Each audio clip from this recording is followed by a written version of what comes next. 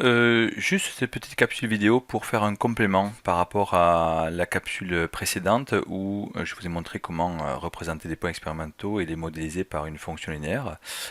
On va utiliser une fonction particulière qui s'appelle la fonction droite-rég. Alors, il faut sélectionner.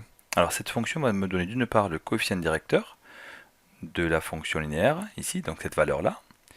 Mais plus intéressant, elle va me donner un paramètre qu'on appelle un écart type, qui est un écart type et que nous on appellera un institut de type, qui va me permettre d'apprécier la qualité de la modélisation. Alors, je sélectionne les deux cases où je souhaite avoir les valeurs de la fonction droite-rég. Je vais ici dans la barre fonction, j'écris droite-rég, entre parenthèses. Le logiciel a reconnu la fonction, il attend des données en Y séparées par des points-virgules, données en X séparées par un point-virgule, type de droite et statistique, je vous le préciserai. Donc d'abord les données en Y c'est ceci, tac, point-virgule.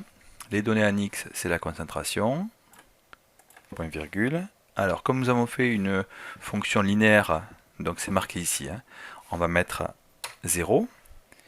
Et puisque nous voulons les paramètres statistiques, on va mettre 1. Je ferme la parenthèse. Et là, il faut que j'appuie simultanément sur la touche CTRL, MAJ et Entrée. Et là, en faisant cela, on a des paramètres qui apparaissent ici. Alors, on retrouve bien sûr le 116,04 que nous avons ici. Pardon, le 116 que nous avons ici. Et est apparu ce paramètre intéressant qui est en fait l'écart type du coefficient directeur et nous, que nous appellerons cette année l'incertitude type. Donc nous avons ici l'incertitude type de ce coefficient directeur. Grosso modo, cela nous dit que la valeur retenue c'est 116, plus ou moins 2, on va dire. Vous voyez, puisque si j'arrondis 1,5 à 2, voilà, on peut dire que le coefficient directeur a été déterminé par cette valeur-là, plus ou moins 2. Voilà, donc cette valeur ici n'est pas exacte et c'est intéressant de pouvoir le mesurer un petit peu. C'est intéressant et c'est important parce que du coup, puisque nous allons utiliser le coefficient directeur pour déterminer la valeur de la concentration de la solution diluée, et bien du coup, on peut trouver un encadrement des valeurs possibles de la concentration en chlorure de sodium de la solution diluée. Voilà, juste une précision pour vous dire que SI ça signifie système international.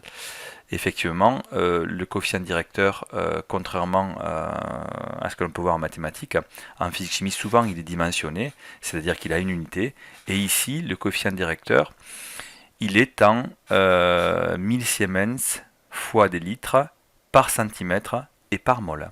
Voilà, tout simplement parce que ici, c'est une conductivité, donc c'est en millisiemens par centimètre. Ici, c'est une concentration qui est en mol par litre. Et pour que ce soit homogène, il faut ici que lui, il soit en millisiemens par centimètre fois des litres par mol.